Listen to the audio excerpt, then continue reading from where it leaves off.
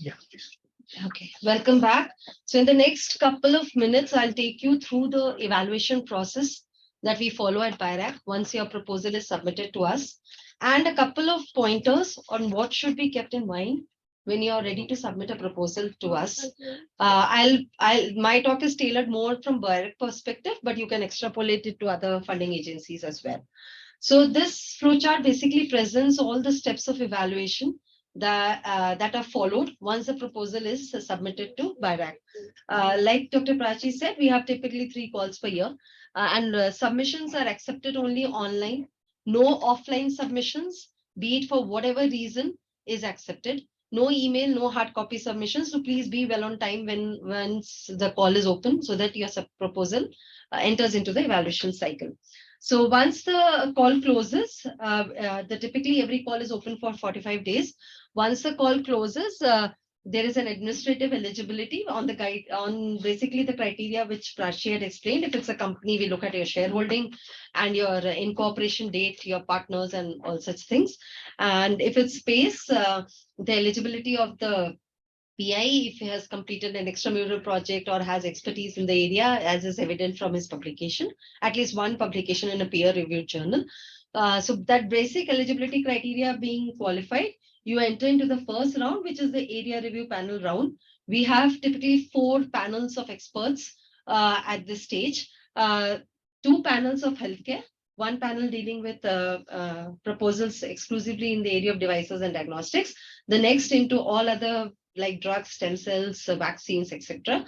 The 3rd panel, which look at projects related to agriculture and secondary agriculture. And the 4th panel, which deals with projects related to energy, environment, and secondary agriculture. In this round of evaluation, the applicant is not called. And this round is purely based on the data that you have submitted as a part of your proposal submission. So that's why we again and again reassert the fact that please submit complete information, including preliminary data, because that is one of the qualifying criteria for you to enter into the subsequent round of evaluations, particularly with respect to I4 and PACE schemes. Right. So once you clear the area review panel round, then you are called for a presentation to the technical expert committee at BIRAC, where you present your idea, your work plan in details to the committee. And after clearing this round, it enters into the 3rd round, where you have a site visit to evaluate your technical strength as well as your financial strength. We have 2 subject experts who visit your facility, examine the infrastructure that you have, and do an in-depth discussion with you regarding what is the scope that you're proposing for the current project. They also guide you in terms of what the objectives, the milestones, and the timelines and the probable budget could be. So it's a one-to-one discussion with the experts along with the BIRAC facilitator.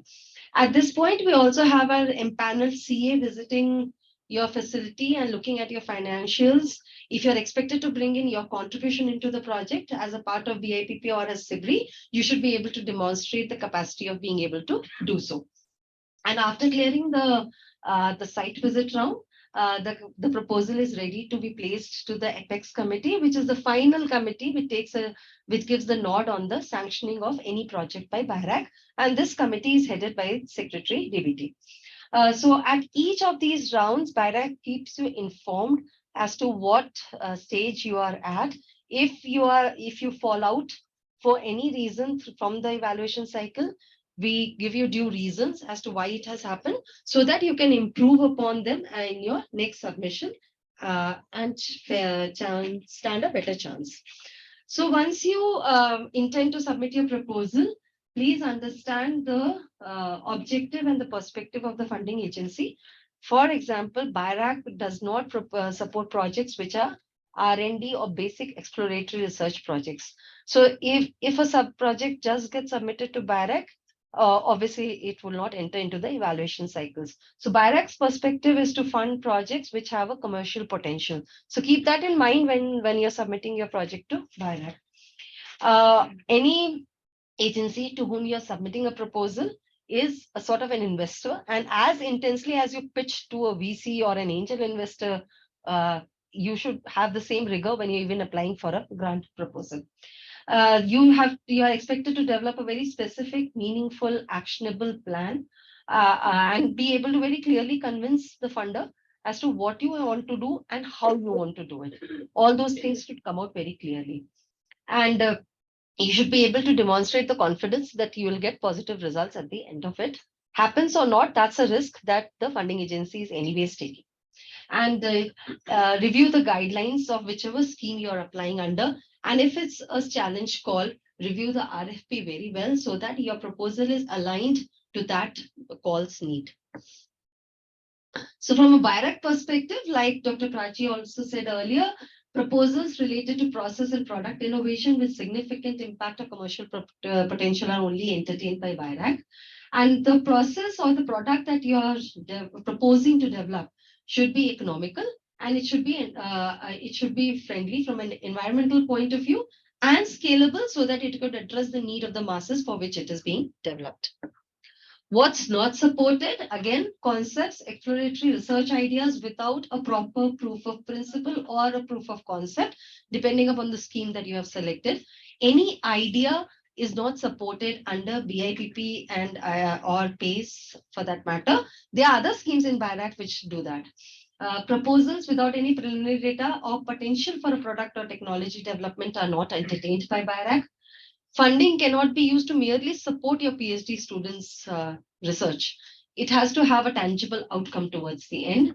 And obviously, if it's a challenge call, it has to be aligned to the requirements of the call. So the broad parameters that are adopted by BIRAC for evaluation of the proposals are as follows: the scientific merit of the proposal, the level of innovation. It's not to say that import substitutes are not supported, but then you should be able to provide the definition of how you are better than what already exists in the market. It just cannot be a Me Too product. It has to be some standing out from what's already available. It should have commercial potential and societal relevance. The approach and the methodology should be very clearly defined. The credentials of the investigator, so that the committee has confidence that you have the bandwidth and the expertise to take the technology or the product forward. Any regulatory issues, though BIRAC provides a lot of handholding in terms of the identification of the regulatory requirements of that particular product, we have the first hub. We also have a regulatory committee which screens all the proposals that are going to Apex for their final recommendation. But it's expected that when you have ventured out to develop a product or a technology, you have at least a basic understanding of what the major regulatory requirements would be there, and you're prepared with a plan of how you intend to overcome this. The preliminary work is absolutely essential. Like I said, even the first qualifying round, if there's no preliminary data, the proposals do not enter into the subsequent rounds. So please furnish the preliminary data along with the proposal submission. Your past performance and track records, this becomes very essential if you are coming to second time to BIRAC. So how did you fare in your first proposal? What was the commercial success of that particular project? Or if it's a follow-on, did you deliver well on what was committed as per the agreement between BIRAC and the innovator? And the time frame, it cannot be too relaxed. It has to be justifiable. So the key questions that you should have addressed before you start submitting your proposal is your problem statement should be very well defined. I'll go through each of these aspects in the subsequent slides. Your objectives and outcomes should be very clear. The impact of the proposed product and technology, the risk mitigation strategies and the backup plan should have been worked out by you. The experience of the team, you should have adequate proof on this part, and your track record by the outcomes on the previous projects that have been funded. So these are the main components of the proposal that you come across when you're submitting the BIRAC proposal to us. I'll go through them one by one. The project title, that's the first impression that the reader gets once they see a proposal. So this becomes a very important part of your proposal, right? So it should clearly spell out the focus of the study so that the reader knows what to expect as he goes along the reading the proposal. It should be very sharp and crisp, typically 8 to 10 words. Don't take it into 3-4 lines so that you lose track of where you started and where you ended. So It should be a true reflection of what you see. Say, if your proposal is for clinical validation, so please word it appropriately, like clinical trials of this particular device or clinical evaluation of this particular device. So it should be as crisp as that, so that we know what follows into the project. The abstract or the aim, this should be a very short summary of the very important elements of your proposal. So it should address a couple of things, like what's the purpose of the project. That should come out in the summary itself. And what will be the outcome. So what you intend to do and what will be the result of the entire proposal, that should come out in the summary. Also, how will you measure the outcomes? Say if you are doing a clinical trial, you will say that the safety and the efficacy or the specificity and sensitivity of the device is expected to be so much and so much towards the end of the study. So this should be a part of the summary. What's your current status? If you have already done, say, your IEC testings, you have already done the preclinical testing. If that's already done, in a short sentence, you can tell that this is where you are and these are the next steps that you intend to do through the current proposal. Most important part, your summary should be a standalone document or a standalone para. It should not refer to any other section of the proposal, so that a reader gets the entire story in 3 or 4 lines of what they would see in the proposal going forward.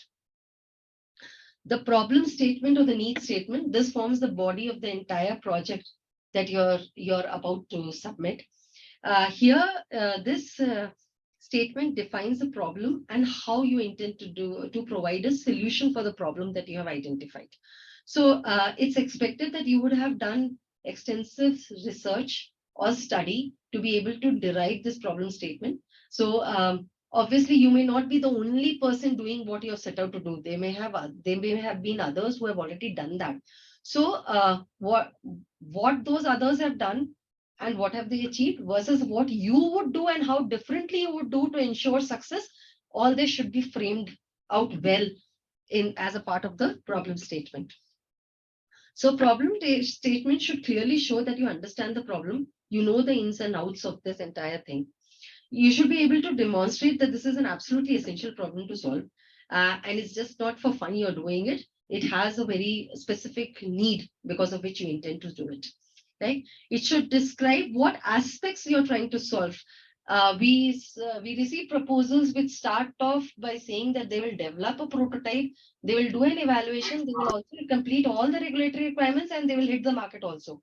If all experts understand that in a 24 months or typically a 36 months duration, you cannot do all the things under the sky. There's a limit to which you can do in a certain budget and in a certain timeline. So be very realistic when you're setting your objectives, because these should be very well aligned to the timeline that you're setting for yourself and the budget that you are asking for the proposed study. So all should gel well with each other. You should be able to describe the theoretical and the conceptual basis. And for this, if you have to take recourse to certain literature, some important key highlights. Please don't upload entire research papers in support of your hypothesis. 3 aspects of any previous study that you may want to quote, please do so and provide the relevant data so that they strengthen your hypothesis that you have set out to solve. You should be able to show that your approach is creative and it's different from what people have already done. So that aspect should come out. And also, as a company, you would have certain goal in your mind. So your company would stand for certain specific problems or the needs of the society which you set out to solve. So this overall, the project that you're proposing should be in line with your company's goals and objective. It should not be something out of the blue suddenly because the experts said, then what's the focus of the company? That's the first question that comes to their mind.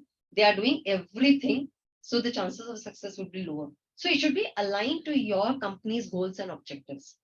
So when you look at the BIRAC proposal, there are 4 major areas like novelty, innovation, significance, impact, rational, and societal and national importance. So you are supposed to fill in these parts of the project proposal. And once you have your problem statement very clearly defined, all that data fits into these 4 sections of the BIRAC proposal. The next very important part when you're submitting a proposal to BIRAC is the market potential of whatever product or technology that you're proposing, and how is it different from the competitor products, or what edge does it have over the competitor products which are already available. So the USP of your product should be very clear, and you should be able to define it in a very appropriate manner. The preliminary work, absolutely important. Without preliminary work, I4 and PACE, you do not enter into the evaluation cycle at all. Any idea is not supported under these two schemes. So whatever preliminary work you would have done to support your current hypothesis for which funding is being sought, do present it into the preliminaries data section of the proposal so that it can be adequately presented to the experts and the reviewer have access to this information to review the projects at the first stage. The goals and the objectives, typically every project has one or two broad goals, like clinical evaluation is your goal, right? From that goal, you're supposed to define 2 to 3 crisp objectives of how you would achieve that goal. So that becomes an important part of the project objectives that you have to define in the proposal format. So these objectives are then expected to be broken down further into activities as to what are the minor things that you would do to achieve all those objectives. So you should have those clearly laid out. Don't have more than 1 or 2 goals for your project because it becomes tough to tackle them within the time frame and the budget that you are defining. So the objectives are expected to be very specific. You should be very clear of what you would accomplish. It should be measurable as to when what will be achieved. That should be defined, and how will you measure the outcomes? That should also be very clear. Say if you're saying that I'll do an evaluation on 100 subjects. So what is the expected sensitivity and specificity that you're looking for? That would be based on the market survey that you've already done. The current devices have this much. So I will at least achieve this much or more. So that should come out in the project objectives itself. If you're having a collaborator, the work distribution between the primary applicant and the collaborator should be very clear, because the collaborator should have a very significant part in the proposal. They shouldn't be just namesake your collaborators in the study. So they should be an essential part of your study and help you in taking the objectives forward. Obviously, it should be realistic. Like I've said, in a certain time and in a certain budget, you can do only so much work. So keep that in mind. And the experts do acknowledge this fact. So it's not that if you over propose, there are chances of getting it through. That's not the case. It's expected to be very realistic. And it should obviously be time bound. We had COVID calls where you needed immediately the product, but you can't take 2 years to accomplish such a COVID product, right? So that's just an example to say if it's needed today, the timelines have to be very aggressive. But if you see that you can take 1 year before the product hits in the market and you still have commercial success, you could take the call on that. The methodology and the timelines should be very clearly defined. Your strategy of how you would achieve whatever you set out to do, that should be clearly spelled out. How the outcomes would be measured, that should be clear. And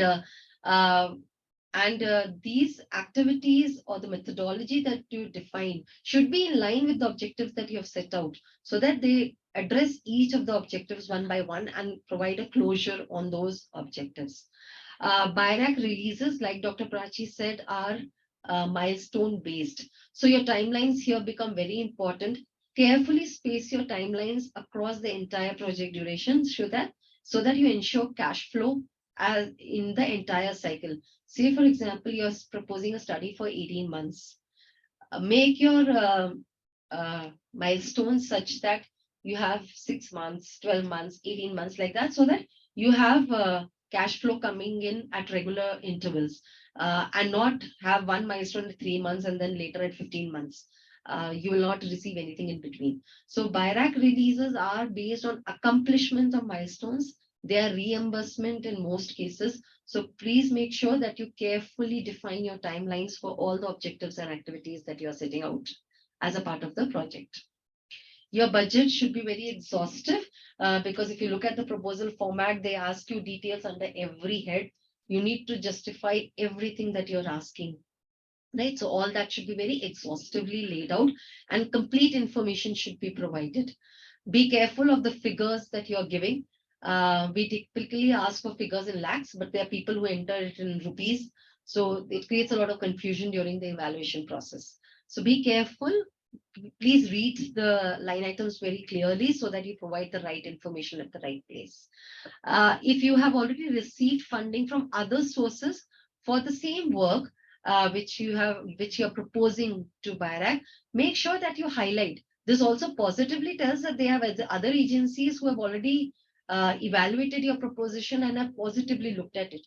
So it wouldn't create a negative impact just because you've received a funding from other agency. So please make sure that you bring out that information. And if you are expected to make contribution to the project, in a SIBRI or a BIPP project, provide the relevant information as to how you're planning to get your contribution into the project, because you're expected to match BIRAC contribution at every point before any release is made. So this becomes essential to justify. Your team's strength, obviously, this helps us decide that you have the relevant expertise to take the proposition forward. Also, the technical and business mentors that are associated with your company, please define those also in the proposal so that the experts get confidence that you have the right partners with you to advise you at the right points so that there are fair chances of success on whatever you're proposing. If it's a project involving the development of a clinical device, a diagnostic platform, or a clinical evaluation of such a platform, it's always good to have a clinician on board so that you have the inputs from the right stakeholders right from the beginning. This is not an eligibility criteria, but this is more from a advice perspective. It's always good to have a clinician's buy-in right from the beginning of your product development cycle. The common shortcomings that we see in proposals because of which they get rejected by the expert committee and BIRAC are as follows. The proposal lacks clarity. Like I've been saying, I have your objectives very clearly defined. So the timelines and the expected outcomes very clearly laid out so that there's no ambiguity to a reader as to what you're expecting, what they expect as a part of the proposal. Your objective should be crisp and very clear and not diffused. Preliminary data, absolutely essential for entering into the evaluation cycle. So if this is missing, then your proposal will not sail through. The novelty or the edge over competitors' products should be clearly brought out. Inappropriate budget, please align it to your objectives and the timelines so that it is adequate for whatever work you're proposing to do. Inadequate methodology being presented, this suggests that you've not thought through enough as to how you intend to achieve your objectives and activities. So be clear on these aspects. Inappropriate timelines. For a clinical trial, for example, you cannot propose 3 months. It's not doable at all, right? So have very realistic and achievable timelines. Extensions are given by BIRAC, but they are becoming increasingly difficult. So think through the timelines very well so that you don't enter into this phase of taking extensions.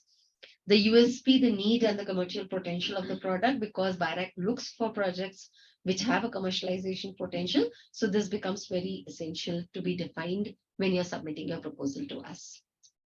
Other small things that you would want to keep in mind when you're submitting a proposal, read the RFP document. This is not applicable for the current call because this is an open call and you are free to submit the proposal in any area in which you're working, provided it has a biotech component. Select the right scheme for your application. Though we don't disqualify if you happen to submit in a wrong scheme, we guide you as to which scheme you are eligible for, but it's always good to be at the right place. Your regulatory requirements, again, like I said, we do provide a lot of guidance on this, but at least the basic aspects should be clear in your mind as to what would be the major regulatory hurdles that you that you would encounter in your product development cycle. Your proper selection of collaborator, they should have a very significant and an essential part to play in your proposal and not just be a namesake part of the project. Your funds to contribute, if you are required, please provide evidence for that. Deadline for proposal submission. The current call closes on 31st March, 5:30 p.m. Please don't wait for the last minute. Like I said, for whatever reason, if you miss the call, any hard copy submissions are not accepted by BIRAC. Any email submissions will not be entertained. So please don't wait for the last day and the last minute to submit your proposal. Be well in time so that you don't miss the call. Next call gets announced only 4 months later. So you'll have to wait for 4 months if you miss the current call. Some basic documents that are necessary to clear the administrative eligibility, keep that handy when you're submitting the proposal. Your latest certified shareholding certificate, your certificate of incorporation, and your incubation agreement or the in-house R&D form, whatever is applicable to your organization. At least these 2 or 3 basic documents should be submitted by any company applying under BIPP and CIBRI. So just remember, every champion was once a contender who refused to give up. So every submission that you make to say BIRAC or any other agency teaches you a lot of lessons. Even if you clear it or you don't clear, each has its own learning points. So a rejected proposal does not always mean that the idea was rejected. So please don't get disheartened by any rejection that happens. Request your agency to provide you with the comments of the experts on what grounds it was rejected so that you can improve, rebuild, and resubmit it again. So the only mantra for success of any proposal is to rewrite, revise, and resubmit. Keep that in mind and don't get disheartened by any rejection that may happen. Just resubmit with the adequate issues being addressed, which were raised in the previous submission. So with this, I would like to end my thought. Thank you very much. My email ID is written here. If you have any queries, please feel free to write to both Prachi and me. We would address. In case we don't have enough understanding of whatever question you've asked, we will direct you to the right person so that your queries get addressed on time. Now it's open for questions if anyone would have, even if it's related to the previous presentation that was made by Dr. Prachi, you can place your questions even now if there's any doubt in your mind.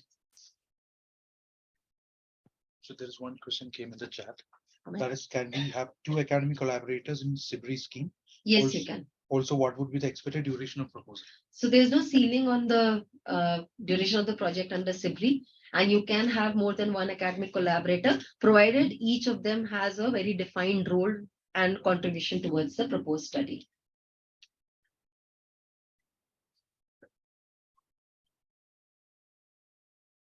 We have a project we applied by 2 companies together. One is into scientific, the other one is into the clinical. And if we are combined. So the primary applicant would be one, the other could be a collaborator. But both can get funds. That's not an issue. Yes. Is a PCP scheme is open throughout the year? Yes, it's a rolling call, but the proposal evaluation happens based on a calendar. I think 3 times a year we pull out proposals for evaluation, but the call is open throughout the year. Just 2 more questions. How one decide TRL scale and how is evaluated by BIRAC? So the TRL scale that is followed by BIRAC, like Dr. Prachi said, it's derived from the NASA guidelines. Detailed TRL definitions for each of the thematic areas that are supported by BIRAC are available on the BIRAC website. Please visit that. We have tried to make it as clear as possible so that even a person looking at it for the first time is able to get what's expected under each of these TRLs. Can we apply for CIBRI while BIG is still ongoing? If you have completed the major objectives of the BIG, then you can apply. But if you think that a large chunk of studies already is still remaining, then wait for the major results to come out, because typically the experts want to see the BIG results before they fund you for the next phase for the same product. So you could. So if you think that the major goals are achieved, then you can apply in an overlapping manner itself for CIBRI. So you mean you're saying if the product is ready and the clinical studies is not done, it can apply? I didn't get your question, sir. For example, in our case now, the device is ready. So we have not done the clinical studies. Okay. So we are in the process. Okay. So in that case, we can apply for both. Product is ready. So, sir, clinical, what's the scope of BIG? At what scale are you doing the evaluation under BIG? It's a breast cancer screening device. Yeah, so you're doing a small 10 to 20 sample evaluation under BIG? We'll be doing about 100 plus. 100 plus. Yeah, we are going to the hospitals. It's already started. Not yet. We'll be starting now. So you may have to wait for the next call because they would want to see, because your SIBRI would be say for the next phase of trials on the same product. We have a plans to, what do we say, commercialize it in the next phase of space. Okay, so what would be the scope of the next funding that you're looking for? That is to improvise. So for that, you would need these results to improve, right? So it's good to have at least partly the results out, because if it's a blinded study, you'll have to wait till the end. The results are there. I mean, if image captured and working in the system. And all Okay, those if that is there, then you can apply. Then you can apply. Because they would want to see some outcome of the clinical evaluation that you're doing so that they could fund the next phase. See, technically, you can commercialize it. You're not commercializing the clinical validation. From that Yes. perspective. Sure. So I have a follow-up question on that. So what's the turnaround time for the SIBRI once you submit the application and so that we can? So it's typically 4 to 5 months after the call closure, the entire evaluation cycle. With the results of the apex coming to you, that typically takes about 4 to 5 months. What is a lower end of TRL for SIBRI? There's no lower end. It's only expected that you have a pre-proof of concept, some preliminary data. It should not be an ideation stage. So even a 2-3 is acceptable for SIBRI. When is the next PCP valuation likely to happen? I'm not sure. I could get back to you on that. On the PCP, we have a project. So just wanted to know, is there a free guidance will be available? Because we're not too sure how to apply for a PCP. So I could connect you. If you just write to me, I'll connect you to the manager there who handles the PCP. I'll put you in touch with him. You could get all your queries directly addressed. Regarding the company's contribution, so can it be like a milestone based, like how we receive the funding? Yes, yes. If the expectation is the same. So for every milestone, the company's contribution and BIRAC contribution is predefined in the agreement, and you may absolutely follow that. What if we are already raised funds? It's all the more better. That's okay. That becomes your contribution towards the project. We already raised.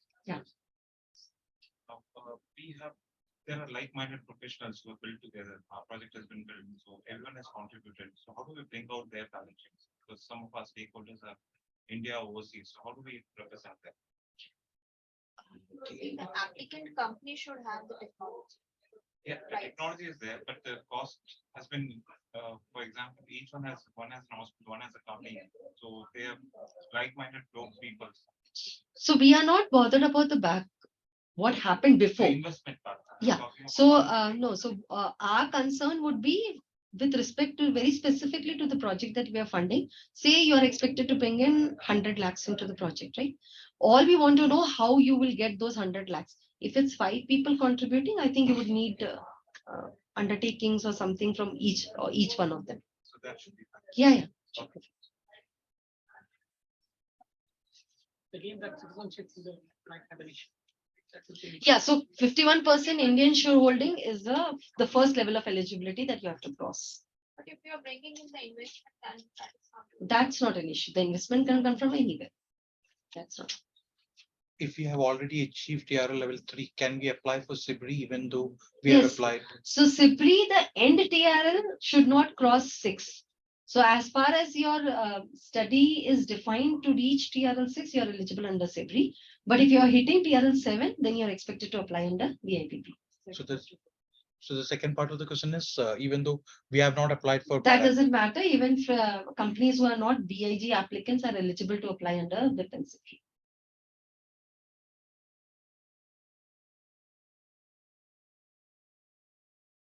Any more questions?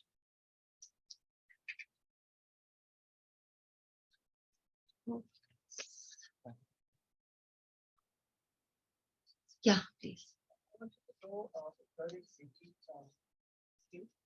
So how much budget can we allocate to have manpower in our city? There's no definition on how much you can. It's just that the manpower that you are defining, what role each of them has towards the project, that should be very clear and that should be justified. That's all. There's no particular limit on that. On that, a follow-up. So we have a particular collaborator who is developing a device for us, which is part of the entire solution. So a part of budget, we can very clearly and specifically mention that, okay, 3.6 lakhs is going to be spent towards this. So So the collaborator, if that it's a collaborator in your project, then they can have their own budget items defined. okay. You don't need to define for them. So the applicant has its own budget defined, as well as the collaborator can have their own budget. So BIRAC releases would be to both the primary applicant as well as the collaborator. Okay, okay. It is not No. So you routed don't, through us. no, it's not routed through you. Okay. all right. Because they also become a signatory to the agreement that happens if they're a formal collaborator in the project. Okay, great. Thank you. But the role of CRO will be different. CRO is different, yes. If it's a contract research organization, then it's different. But if it's a collaborator in the study, then they become a signatory to the legal agreement. No. No, we don't allow that. We don't allow foreign companies as collaborators at all. No fund can be given to them. They can if it's an outsourcing budget, only if that study is not available anywhere in India, then a special approval is given for that particular study to be conducted by a foreign CRO. But these are just outliers. This is not a general norm. Just one more question. Do we need to have business advisors in our team for an early stage startup in order to apply for SIBRI application? There's no mandate on this that you need to have. It's just that it brings out the strength of your team. It's just an advisory. It's not mandated.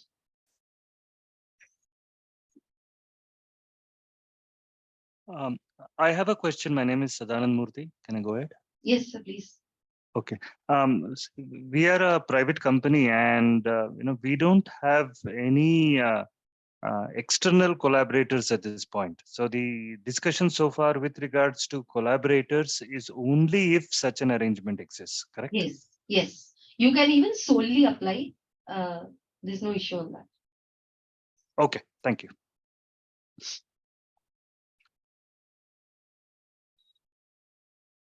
Yes. Can an applicant who apply to BIG and still application is ongoing, is the same person, same proposal can be applied here?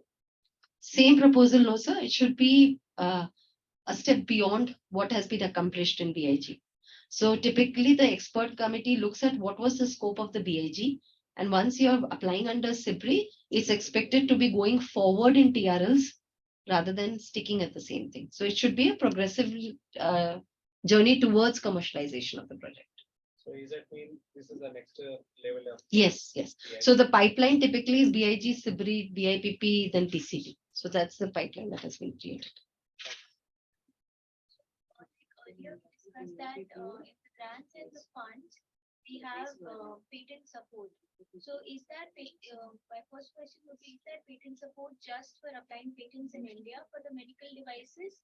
And second question would be, if not, if we can apply through the grants support outside, what is the ceiling? Is there a ceiling of the budget that is coming in while applying patents outside India using the funds through SIBRI or? No, so BIPP SIBRI funds cannot be used either for patent filing or for patent maintenance cost. They cannot be used. BIRAC path is a facilitation scheme that happens, but within these two schemes, you cannot have budget for patent filing at all. You'll get the funding through BIRAC path. Okay, so It's it's so just the research facilitation of what all patents could be filed or what all eligible You patents get could come support up. for IP filing, yes. IP filing in India. In India, Yes. and I think some outside applications. All. So this is irrespective of the big grant or a SIBRI grant. You have to be a part of BIRAC support system to avail the BIRAC path. It's currently not open to people who have not availed BIRAC grant yet. Oh, you mean Sidri and the other one, So we this, cannot apply if we are not part of it? No, no, no. This is for the path scheme. BIRAC You can, any of the other schemes are open for any applicant. She's asking particularly with the BIRAC path scheme. So this path scheme can be availed even by SIIP innovators to, BIPP, SIPRI or anyone, right? So it is SIIP, BIG and everyone on board. I think so. Yes.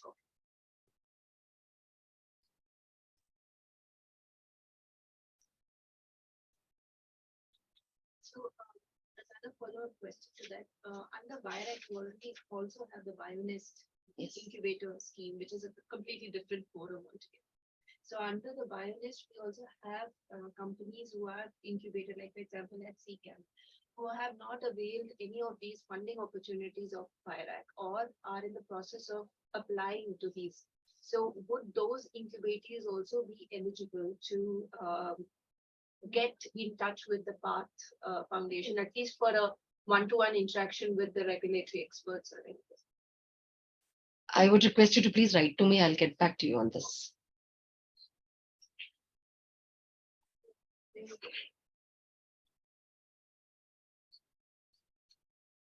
Will the record will be sharing?